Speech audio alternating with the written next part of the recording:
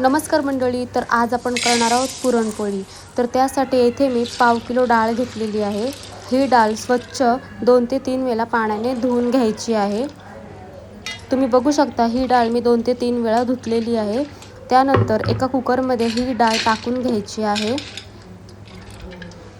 येथे मी 1.5 ग्लास पाणी टाकलेलं आहे. अर्धा पळी तेल टाकलेलं आहे.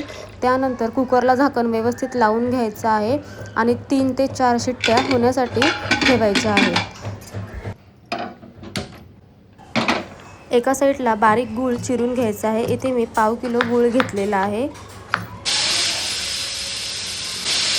तुम्ही बघू शकता इथे कुकरच्या शिट्ट्या होत आहेत. एका साईडला मिक्सरमध्ये 7 ते 8 वेलची, साखर ही मिक्सरला बारीक वाटून घ्यायची आहे. त्यानंतर एका साईडला कुकरची वाफ काढून घेतलेली आहे आणि डाळ आपली छान अशी शिजवून झालेली आहे. त्यानंतर एका परातीमध्ये मी 2 वाटी गव्हाचं पीठ घेतलेलं आहे. त्यामध्ये चवीप्रमाणे मीठ मिक्स करून घ्यायचं आहे. त्यानंतर एका वाटीमध्ये मी थोडं पाणी आणि अर्धा चमचा हळद घेतलेली आहे. छान असं त्यामध्ये टाकून घ्यायचं जेणेकरून पूर्णपणे कणिकाला हळद लागते. थोडं थोडं पाणी ओतून कणिक मळून घ्यायचं आहे.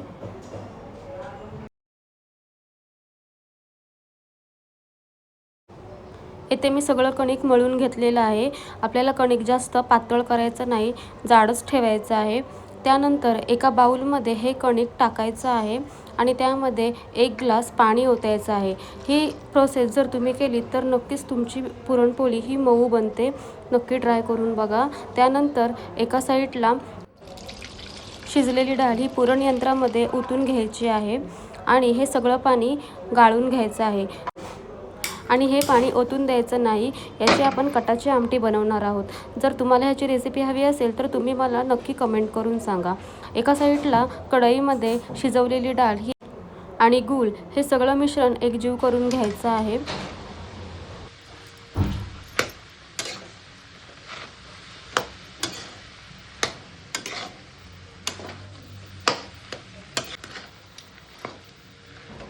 हळूहळू या मिश्रणाला थोडं थोडं पाणी सुटायला लागलं की ह्यामध्ये आपण तयार केलेली वेलची पावडर टाकणार आहोत.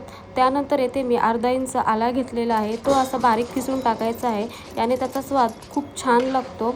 नंतर हे मिश्रण एकजीव करून घ्यायचं आहे. हे सतत ढवळत राहायचं आहे. जोपर्यंत हे मिश्रण घट्ट होत नाही तोपर्यंत हे असंच ढवळत राहायचं आहे. तुम्ही बघू शकता आता आपलं मिश्रण हे खूप असं घट्ट झालेलं आहे. त्यानंतर हे मिश्रण साईडला थंड होण्यासाठी ठेवायचं आहे. त्यानंतर पुरणयंत्रामध्ये हे मिश्रण टाकून घ्यायचं आहे. हे थोडं मिश्रण जर गरम असेल तर छान वाटलं जातं. तुम्ही बघू शकता अशा प्रकारे हे मी मिश्रण वाटून घेतलेलं आहे.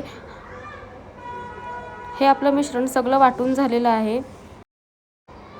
एका साईडला कणिक भिजत ठेवलेलं होतं ते आता परातीमध्ये तो गोळा काढून घ्यायचा आहे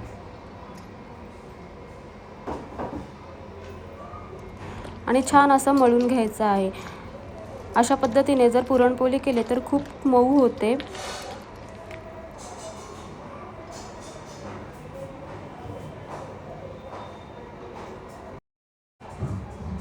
यामध्ये थोडं थोडं तेल टाकून कणिक मळून घ्यायचं आहे. इथे मी कणिक व्यवस्थितपणे मळून घेतलेलं आहे. आता पुरणपोळीची तयारी करून घेऊया. यासाठी या पिठाचा थोडासा गोळा काढून घ्यायचा आहे. तुम्ही बघू शकता अशा प्रकारे आपल्याला ह्यामध्ये पुरण भरून घ्यायचं आहे. अशा प्रकारे ह्या कणकेमध्ये पुरणाचा गोळा हा भरून घ्यायचा आहे आणि कणिक पूर्णपणे बंद करून घ्यायचा आहे.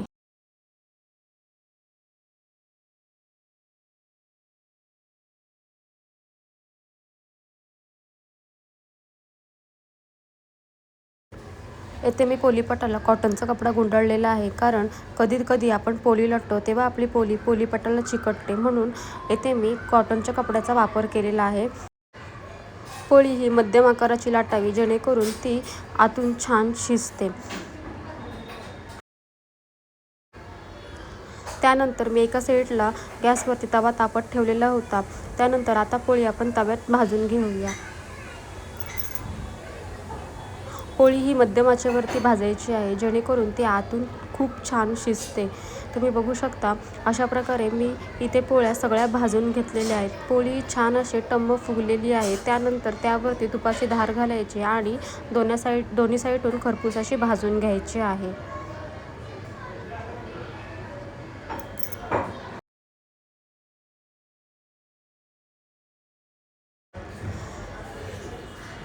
अशा प्रकारे मी इथे सगळ्या पोळ्या भाजून घेतलेल्या आहेत.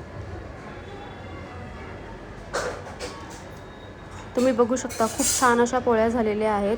खूप छान अशा फुगलेल्या आहेत. जर तुम्हाला ही रेसिपी आवडली असेल तर नक्की लाईक करा, शेअर करा आणि आपल्या चॅनलवरती जर नवीन असाल तर सबस्क्राईब करायला मात्र विसरू नका.